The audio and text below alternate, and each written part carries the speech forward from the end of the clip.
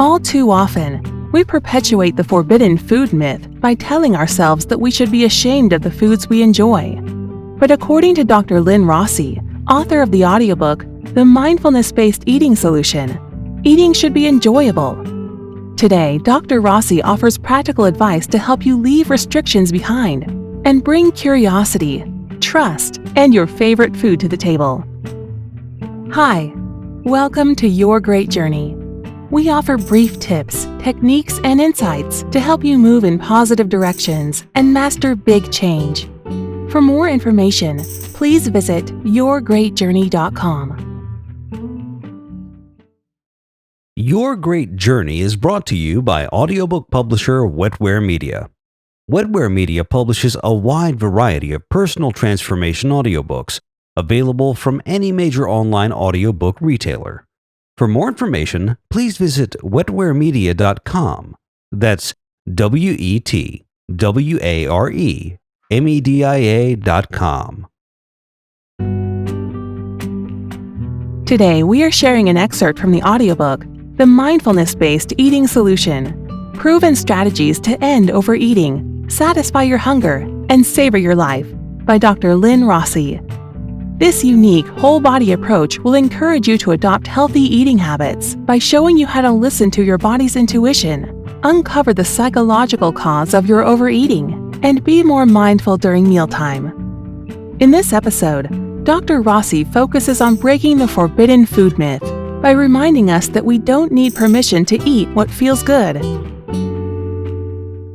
Food wisdom number 1. Eating with permission.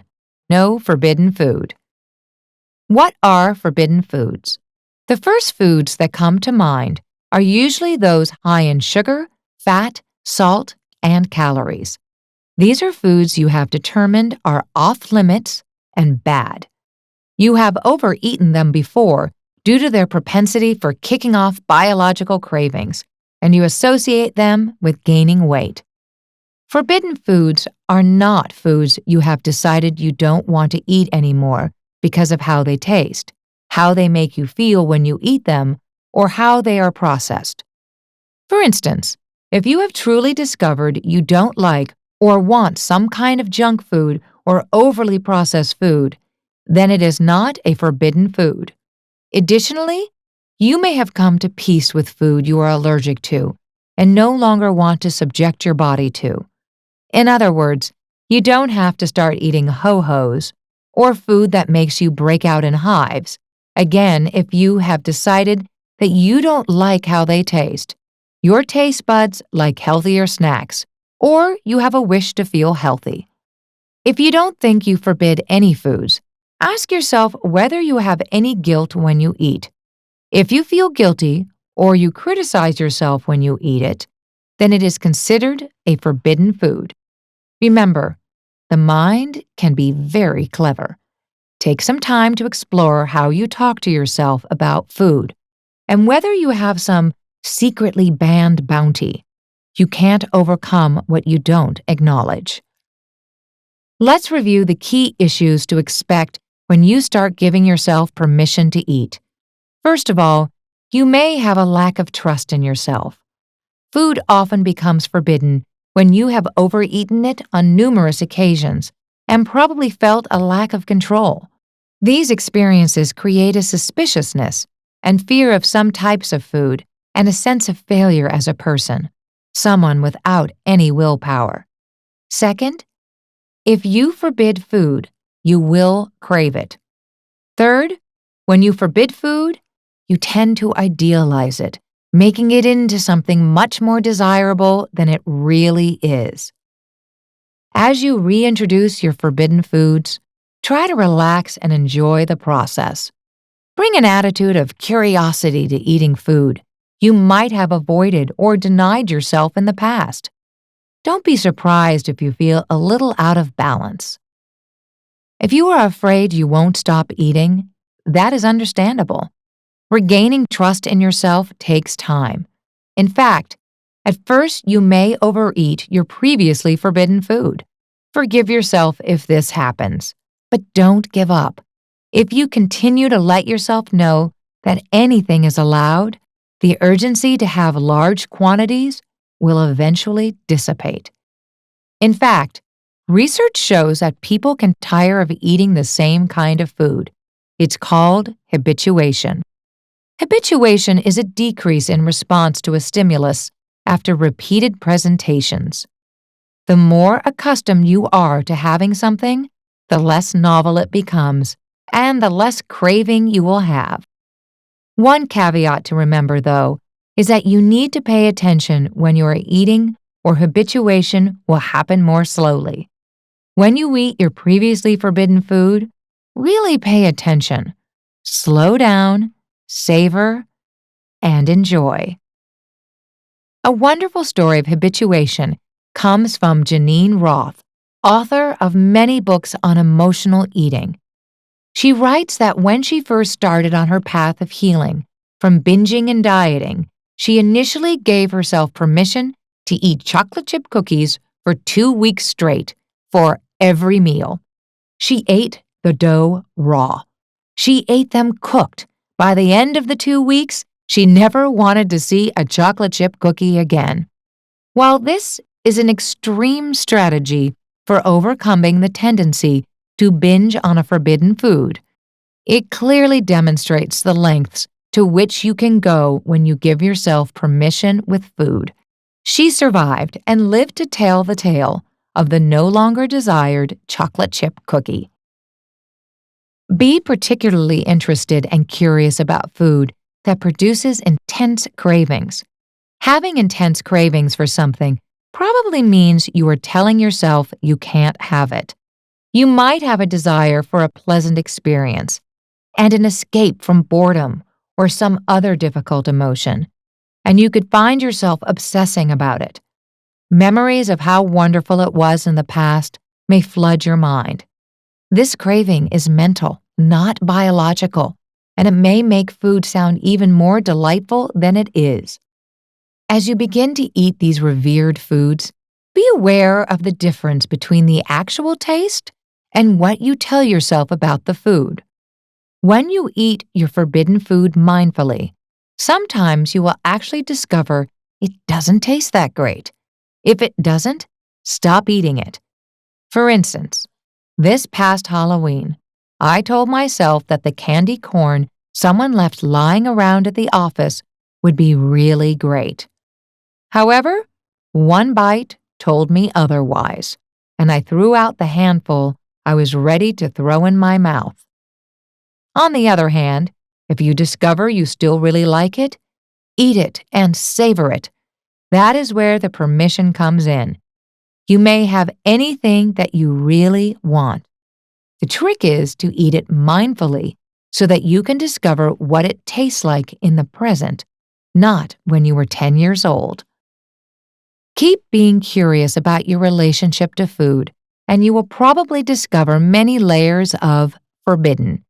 I thought I had traveled through my land of the forbidden when it occurred to me that cinnamon rolls were still lurking in the back of my mind with their tempting smell and cinnamon sweetness.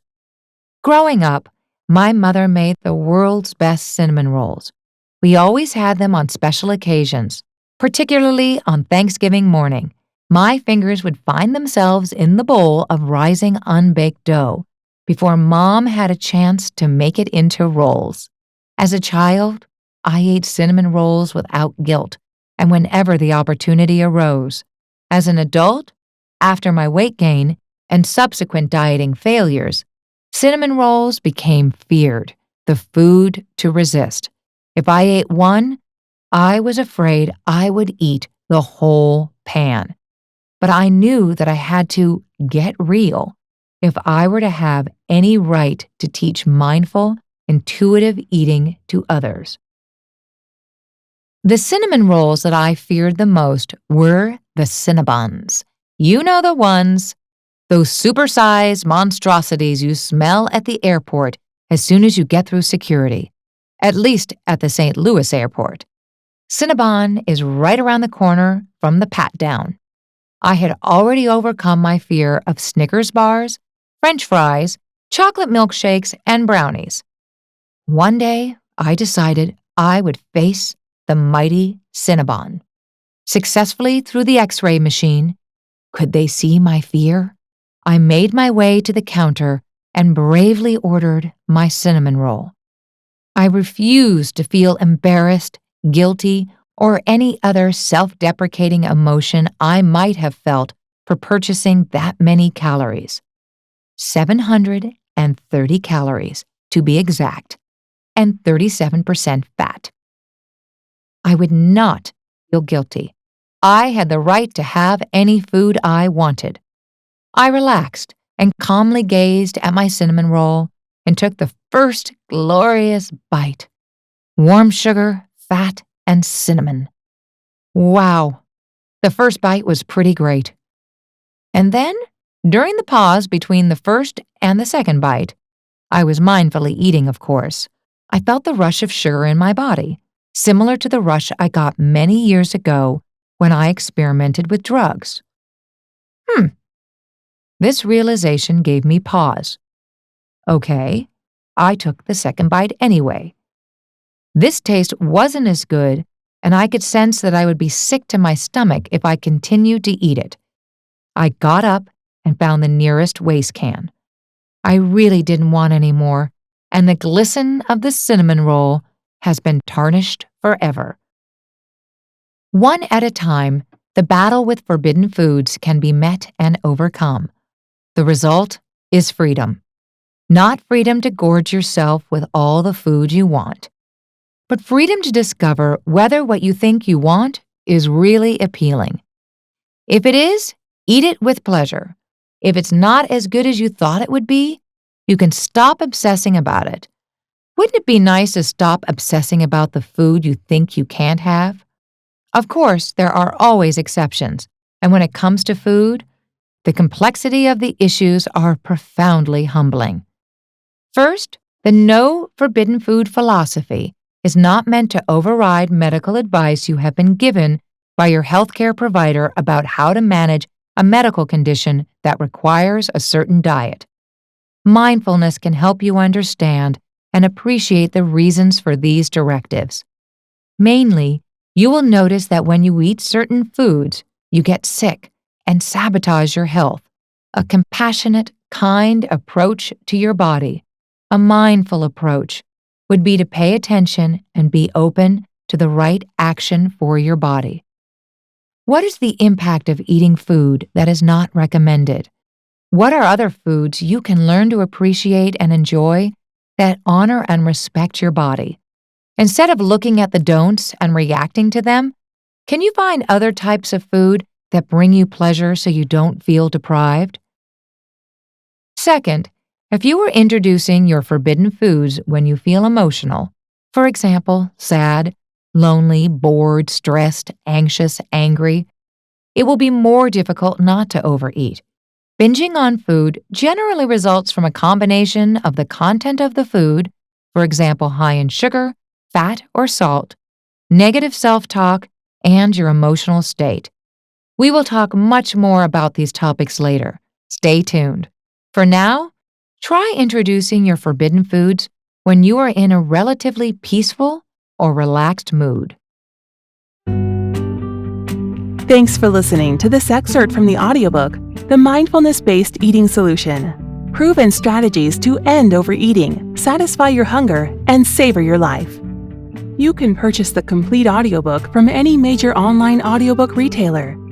If you'd like more information, please visit yourgreatjourney.com. Please be sure to subscribe to the show so you don't miss an episode. And if you like the show, please rate and review it. And please share it with friends who might also enjoy it. Thanks for listening.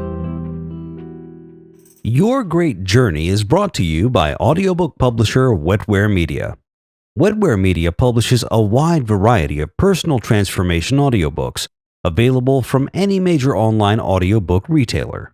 For more information, please visit wetwaremedia.com. That's WETWAREMEDIA.com.